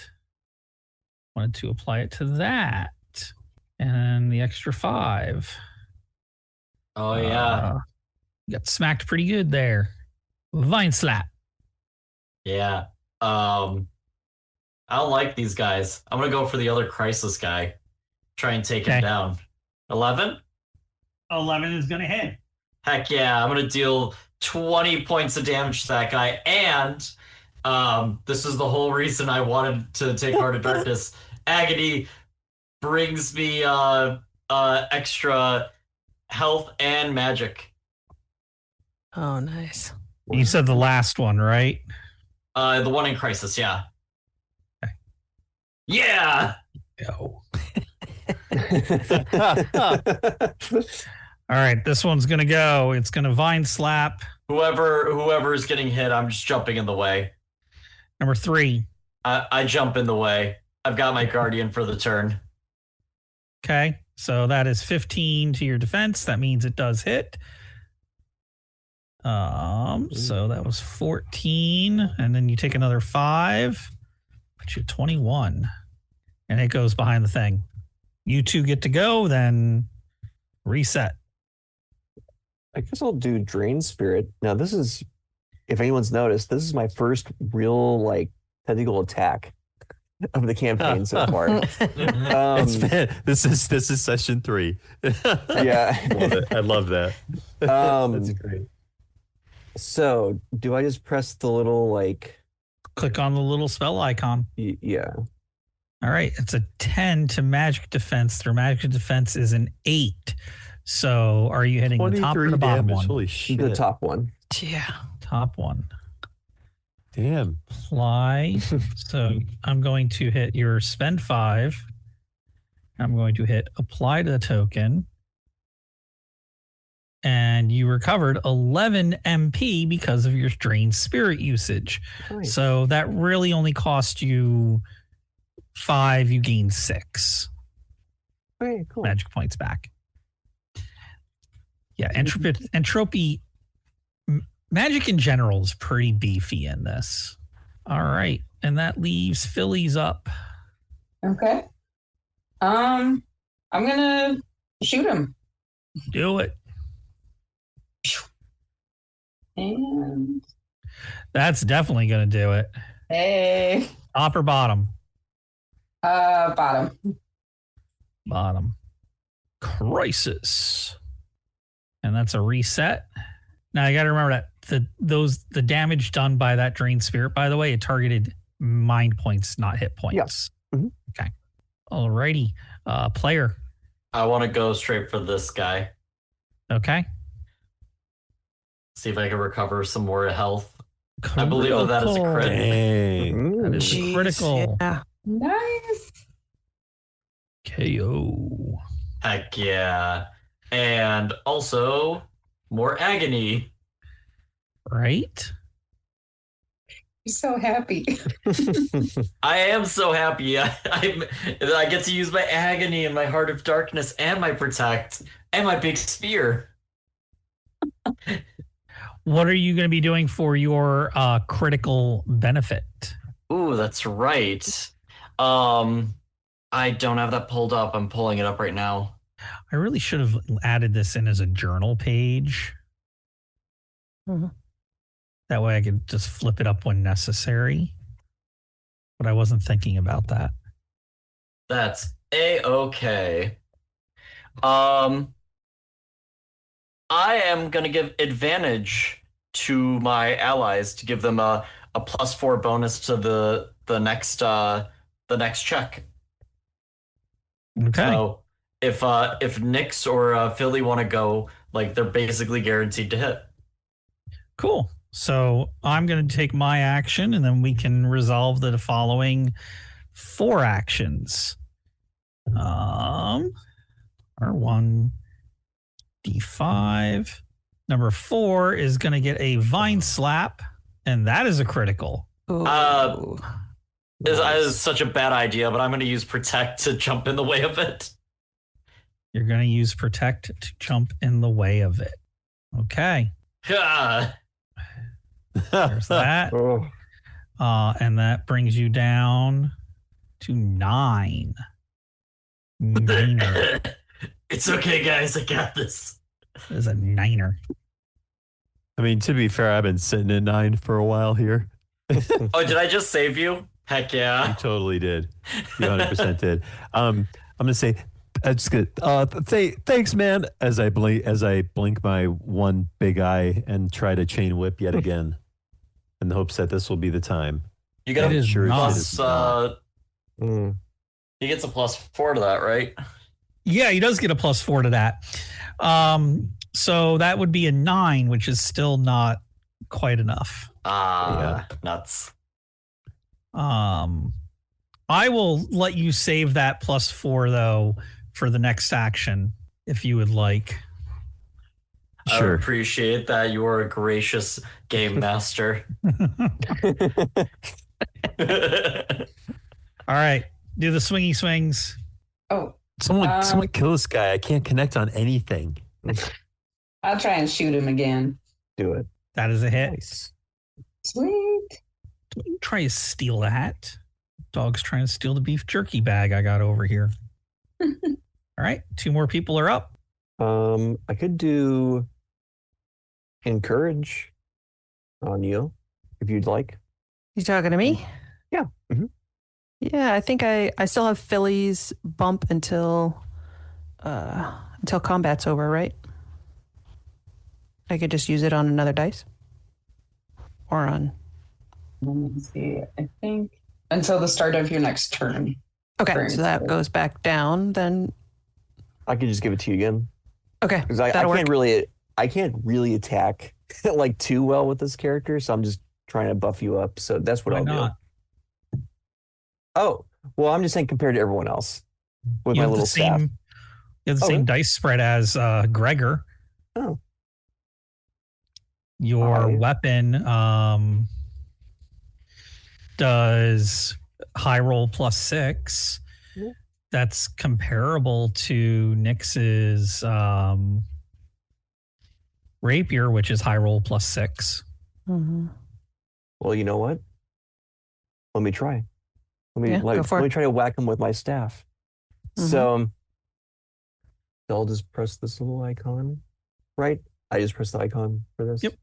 Okay. You missed, but you would have done 10 if you hit. Yeah. Okay. And that leaves Nyx up. Alrighty. Yep, swinging the rapier again. 9 is gonna miss. That is going to miss. All right. Reset and let's kill this guy this round. Mm-hmm. I got this, guys. Do it. Yeah.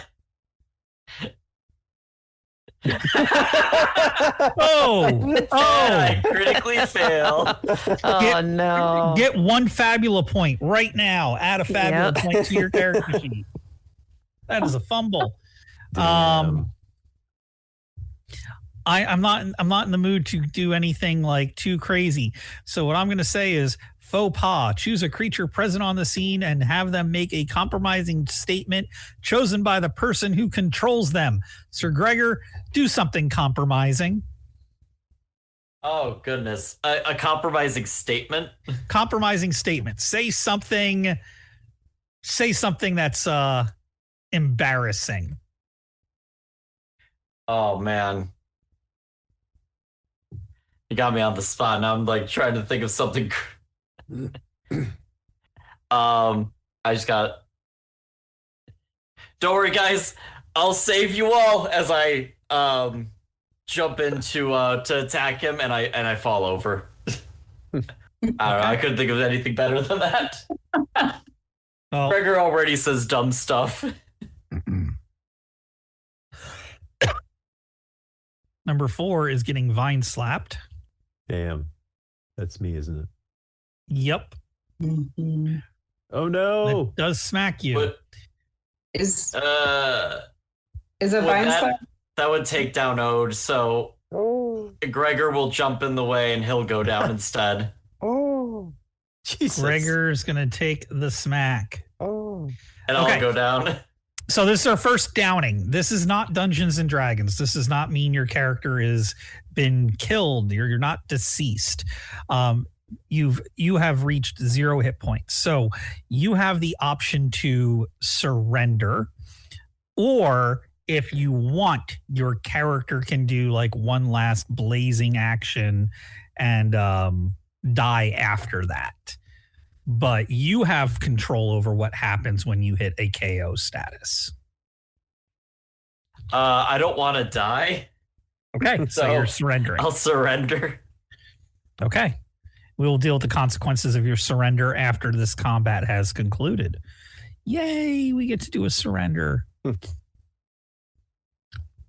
Don't worry. I helped you guys tonight. I did take stuff. Okay. Everybody gets a turn now. Nyx will see Gregor go down, and she's going to point her flaming sword at him and say, I'm going to kill you. And then she's going to turn her weapon at the creatures. The vines are doing a good enough job of that, Nyx. Yeah, I missed because I'm so pissed at him. Well, actually, no, because we saved that +4. Oh, that's right. So we'll just apply so that does hit. here. So that does hit. It would still be the same. It would make that insight or dexterity. Make the dexterity an 8. So I'm going to go ahead. I'm going to apply this to that token. And 8 mod 4 is 14. I'm sorry. 8 plus 4 is 12. Mm-hmm. So 12. Yeah. We'll just increase the damage by 2. There we go. Perfect. All right. Now y'all can keep going. I Next have a person. question. Oh, I have a yes. question. So Philly has those rituals. Uh-huh. And let's see, in the description for the entropic ones, it says you can teleport creatures or items. Would she be able to like teleport a big rock like over this creature and just like drop it on it? Like try and Yes. hit it? Okay. That is something that we could do. Let me get to the ritual pages. And we will go through the ritual building.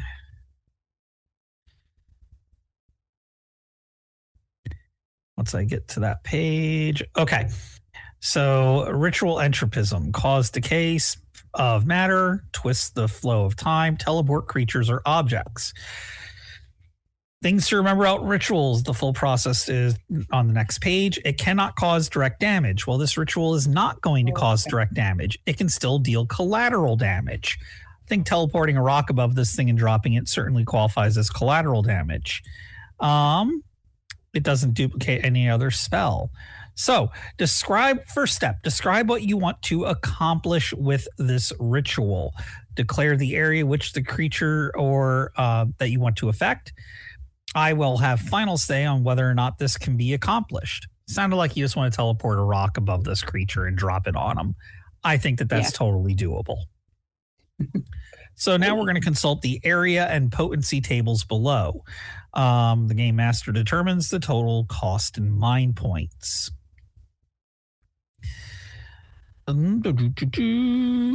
Okay. So potency. We're going to figure this out for mind points and its difficulty level. Okay. So minor. Create a flash of light, block a passage, or shatter a glass. I think teleporting a rock capable of doing damage is a little bit more than that. Yeah, I would agree with that too.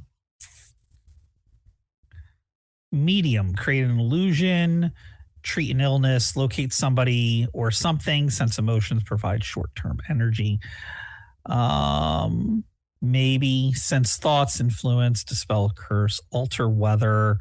Yeah, I don't think it's major at all. I'm going to go with medium. Medium feels like a good thing. So that sets the base magic points at 30. And the difficulty level is going to be 10. Now we have area of effect. Human-sized creature, a door, a tree, a weapon. It's going to be individual because we're only looking to affect one thing. So that's a multiplier of ×1. So I would say that we are looking at a difficulty 10 on your skill check. Okay. So go ahead and roll a skill check for your ritual entropism, which is insight plus willpower. And we need to get 10 or better on that roll to pull this ritual off. And I'm just going to say it'll do damage. How much health does this thing have? 22. Will be my dex and my insight. So I'll just click those ones on the character sheet. Yep. And we'll say it does high roll plus will mimic a I know this goes against the rules for anybody who's listening and going, but you're breaking the rules of rituals. I just want to figure out how much damage this rock is going to do in a reasonable manner that I think is fair. So all I'm going to do is I'm going to look at the Elementalist at one of their spells, and I'm going to look at Terra, which is the magic spell for earth damage. It does high roll plus 15. So if you do 10 or better, the ritual is successful, and you'll do high roll plus 15 damage. Okay. So it's not letting me click it on the character sheet, so I'll just hit the dice on the bottom in the chat here. So I was going to say, on your character sheet, you see where it says open check? Right below Fabula points? Yep, click that and just click the dice and then hit roll check. Oh, perfect. Okay. Thank you. Yep. So dex and insight, roll check. That's a 9. Do you have any Fabula points? I do. Would you like to spend a Fabula point to re-roll that 2? Yeah. Go ahead and re-roll that 2. Okay. Or so a does it D8. D8 and Does it need something better than a 2? Dang it. Jeez. Man. Hey, Dap. Nope, Yes. Dap doesn't have any have any points. Man, the dice really wanted to tell a story on that one. Yeah, they did. So how does this ritual look before it fizzles out? So you see Philly quickly just kind of start scanning the surrounding, and she gets really excited when she sees this huge rock. She kind of like points her hands at it, and you see like her muscles and her arms kind of tense as she goes to like lift it. You see her really like just really tensing with her whole body, kind of giving that like type look.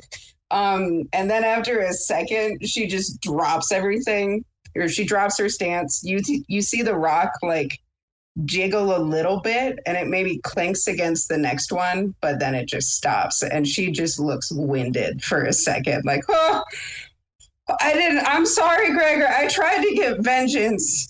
I didn't do well. So even though that ritual failed, you do spend the magic points still. Okay. Which in that case was 30. Yes. Oh. Yep.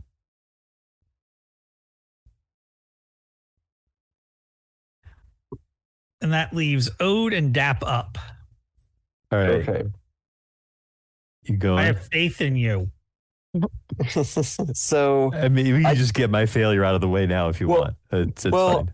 So I noticed something. So this is on me. So when it comes to encourage, it does say for skill level ×5 hit points whenever I use it on someone. So that means, correct, Eric, that because my skill level is 1, it would just be 5 hit points added to the player that put this on, including the dice being 1-upped.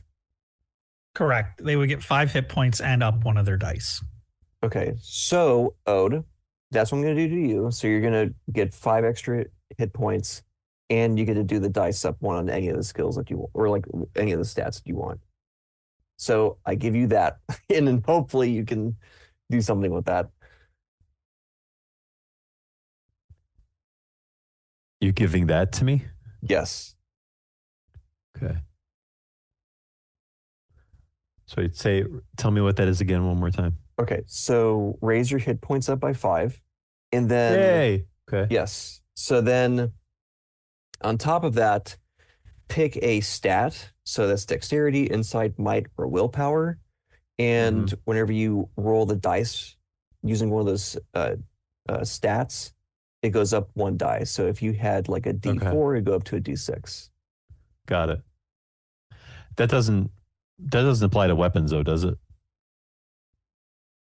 It applies to the stats. So you can say, I'm going to increase your might or your dexterity, and that'll automatically adjust any possible damage you might do. Yes. Okay. How do I do that on your character sheet? Yeah. Underneath your portrait, there's over next to the stats, there's a thing that looks like a boot, a fist, and a light bulb, and a heart with an up arrow. Just click on it. When you hover your mouse over, it'll tell you what each one of those are, and you just click on the one you want to up. A boot and a fit? What? Right below your icon. Like, Yeah. you see the status effects right there? Yep. Over on the right-hand side before you get I to see with the up arrows. Thank you. Yep. The up arrows will increase those. Okay. All right. So I did might. Okay, I'm gonna chain whip that guy, that bad guy. Hey, look at that. Heck yeah. Wow, finally. yeah. Jesus. Crisis. It comes back He over. was in crisis. Well, he's even more in crisis. All right. He's in crisis. He's the crisisist. It's hard to say. Sorry, I speak swell English. I mean, word's pretty good too, so Poor Gregor. I thought that taking I his stayed. team. I thought I stayed out. Oh yeah, you're out. I'm out. All right, player, anybody. I'm gonna try and shoot it. Give this plant a good 1-4. Freaking shoot it. Kill it. Drop a rock on it. Jeebus. No. Dang it. Oh my gosh. number one. Oh no. Who does number one work for? Oh gosh. Kitty. No, not the kitty. No. No. Heck yeah. Nice. He tries to give you the icky touch with his vines and he misses. With my chain whip. And I miss. Okay. Cool. I suggest I give you encourage, okay? So extra Who, 5 me? point. No, so you just used your Yeah. attack. So Nyx, you got Nyx. Yeah. Okay. So I'm gonna give you extra 5 hit points, and then again with the dice goes up. Somebody, all right. anybody. I'll bump my dex up to a D8. And swing with the rapier. God, Jesus. 9. Good Lord. This is the longest fight ever. Yeah. I'm glad I didn't do this as a normal encounter. Yeah, right? This was easy, right? So are we. Would we have done better maybe with the dice have been? Maybe. I don't know. After session, I'll tell you what happens on my Saturday Fabula Ultima games when it comes to encounters. But All right. Nyx, did you bring up the hit points? Just so you did or not? Yep. Okay, good. I did. All right. Thank you for that. A player, please and thank you. This thing's got 6 hit points. It's at 6. I'll encourage someone. Let's see. Okay. Ode. No, does Ode have encourage on him right now? No, this is the next turn, so no one has Next encourage. turn. Mm. Okay. We'll see if the chain whip can go again. What am I? I'm doing this. It's you encouraging me. Yep. You can do it, Yeah, Ode. you can do it. Whip out.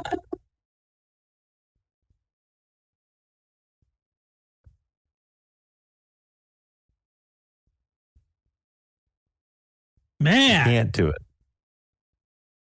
that is. I just yell. I can't do it. I can't do it. I tried to help you.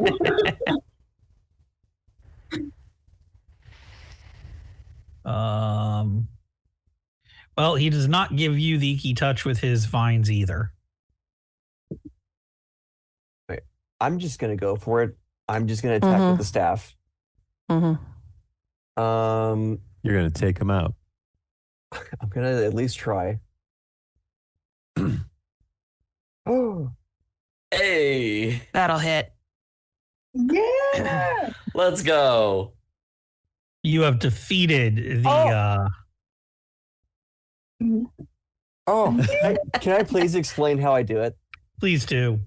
Okay, so again, he doesn't have hands; he has little paws. So he kind of carries this like really big staff in his little mouth. And he's kind of like prancing along towards this thing, and he just kind of like does a little twist of the neck. Bam, it's gone. And then like he just like a proud hero, kind of like turns around, his little tail's like twitching, like the little happy little tail twitch, and it's like smile, and there we go.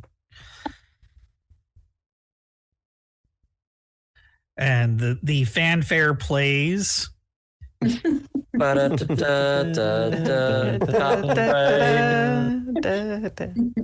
Fantastic. As a bowl of milk just hovers down.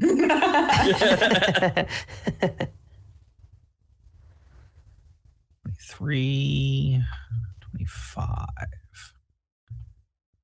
26. It's 27, 28. 28. There we go. So you, Gregor, get revived at exactly 28 hit points. You wake up, but you had to surrender. So there are some consequences to surrendering. Nice thing is, we're going to talk about them. So there could either be darkness. You must change your theme. So kind of like the core way your character is role played to a degree, to one of the following if you don't already have it. And these are going to be your options. Like darkness is one of them. Your theme can change too. I already have it, but yes, I didn't mean to cut you off.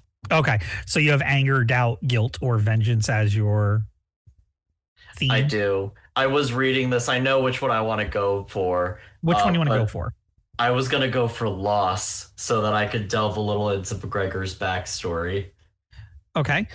Just for everybody else who's not read these ones yet, the next one is despair. The enemy gets to make a decisive move, or the heroes lose faith and approval of an important person. That's pretty awesome. Loss, something incredibly precious, such as a magical artifact, a loved person, or an ancient and important heirloom, is taken from you. Resentment, you are forced to erase one of your bonds and replace it with that character, but it must either be hatred, inferiority, or mistrust. And separated, you are no longer with your allies. You might be captured and dragged away, lost or stranded in some unknown location. So when you surrender, the character falls unconscious. They become unable to act for the remainder of the scene. The game master cannot kill a character who surrenders, but may impose a narrative consequence chosen from the list below. So I get to make this choice. You want to go with loss. Explain to me how loss is going to work with you on this and actually be impactful. So Gregor has an heirloom, or not an heirloom, but a memento from someone very important to him, which is actually the whole reason why he joined up with this group, in fact, because that person passed during the Paper Wars. And this person is how he ended up getting in touch with Noreen, our contact, before she passed. And the item in question is like a it's like a locket. It's, like I said, like a memento to them. And losing this would be something that would actually be very crushing to Gregor, because he spent this entire combat trying to protect his allies and going down, and he failed to protect that person in life. Okay. And I'm going to rub even more salt in the wound here. Because of course I am. And I could tell you guys really hated those little plants. So what ended up happening was, after you had gone down and the rest of your teammates were frantically trying to defeat the last of these little plant monsters, as you were coming to, you see another small group of them. There were like 2 or 3 of them around you. You're not really sure. You were kind of groggy. But one of these little plant monsters, and I mean little, they're only about 4 feet tall, snatched the locket off your neck just as you were regaining consciousness, and it did its best impersonation of the Tasmanian devil and ran into the woods with the locket.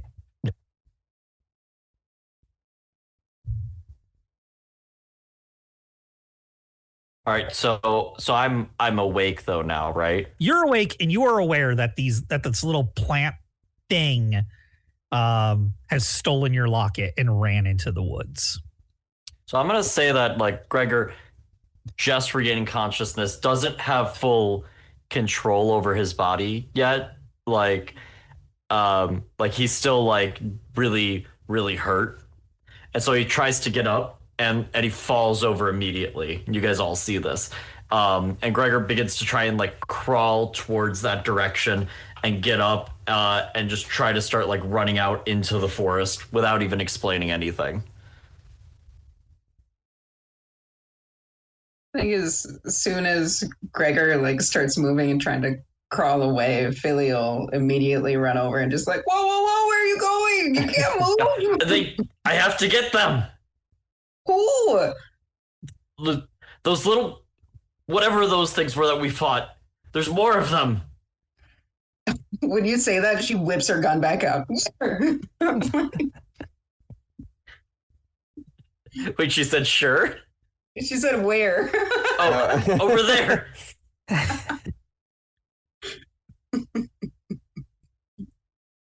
She kind of look at everyone else like, I guess we're not done yet. Big question mark. I mean, I'll catch up with you guys. I got to fix my chain whip.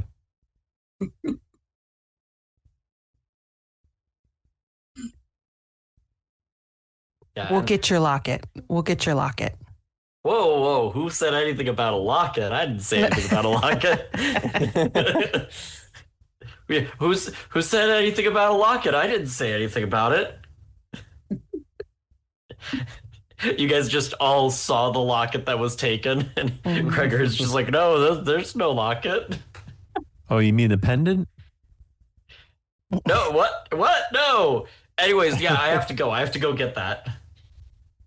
You know, I don't even care about the jelly stuff anymore. That's important to me. But you're going to be risking yourself. I will die before No, I let that get taken from me. no, I won't let you. And you just see me just like stomp my little paws into the ground, just like, no, then I'm coming with you. So I cannot lose anyone else. You know, a little PTSD kind of kicks in, and like everyone in the war that he's lost that he couldn't save. So he's not going to lose another. Billy's I hope doing this is a quick like side that. quest, man. We got stuff to do. Yeah, I know. Billy's just like bouncing, like, are we going? Are we staying? Are we going? Are we staying? Gregor at least seems very adamant about going.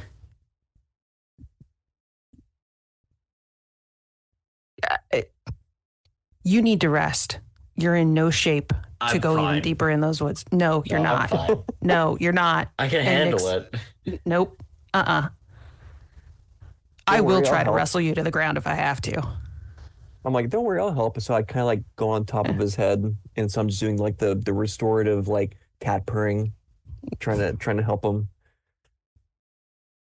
I would just like to state I also have an exclamation point by my guy, and y'all are like, "Oh, you need to rest, Gregor. You're You're the one shit." freaking out. Yeah. I'm just like, I mean, that's true.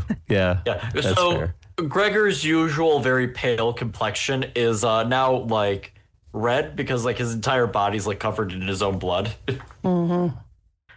Hey, Gregor, man, can maybe if you and I we can rest, we can get better, and then we can all go. I can't rest. I can't lose that. It's too important to me. I know that I know everything that we're doing is really important. And Franz's house, it's you just go that direction, but like I have to get it back. I can't lose it. Ode packs up his chain whip, finishes off the last little nub of sandwich he has in his pocket. It's all right. Screw it. Let's go. Dap, you better hook me up with some of that good health stuff, magic stuff you got there. He's like, and yeah, sure. I try to walk up. I try to slowly walk up to accompany Gregor So I kind of like and jump show off my of him. support. Yeah, I jump off of him and I go on top of your head. And so like, I would imagine your forehead might be like big from what I'm seeing a little bit, you know? So as I go on your head, I'm kind of like doing little biscuits. And so your like forehead wrinkles are just going up and down. So I'm trying to And help. my single goggles kind of like Yeah. Yeah. I pull it down like so it's around my neck. And I go, you see my hand start to go up to pet you, and then I resist and I stop myself. And I just Smacking I just put my head back down. Yeah. Thanks, buddy. Thanks. But All right, let's Yeah. we can't no person left behind. Let's help this guy out. Yeah. We gotta help him out. He's gonna go anyway, so we might as well help him. We need him for the other thing. So we help him. We all need and to, yeah, and we he all need to helps be us. together. Gregor has logic, so the cave, blow it up. We gotta stop them from getting to cave. Blow cave up. Simple as that. We gotta get into cave. Simple thing. Get Franz. Franz make blow up. Blow things up. Logic. So we're all good. We're all going. Yep. We're chasing down these MFers and getting my locket back. Okay. Check in with everybody. We're at 2 hours of time. Do you want to continue, or do you want to have this serve as the cliffhanger? I think this is a great cliffhanger. This is a Yeah, I good think it's a stop, perfect yeah. cliffhanger. Yeah. Mhm. Okay. Then that's where we'll end this session for tonight. But before we do that, let's do experience points. Yes, So, please. I need something positive. how many Fabula points were spent? I spent one. I spent one. So That was 2, 3, right? 3. 3. 3.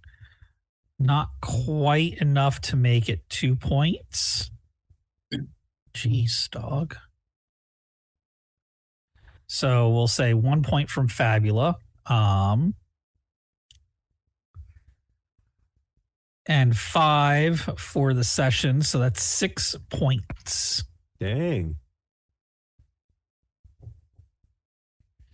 So everybody has 6 points currently. So that should put you all at level up. Let's I go. leveled up. I leveled up. Yeah. So I will leave this program open for the few hours after session. If you want to send me your level ups, what you want, I will add them to your character sheet for the next time. Awesome. And that is going to be game. Well, hey, I hope you had fun listening. I really hope you're going to come back next session because we're about to get back into alienating. Be sure to come back. And thanks for listening.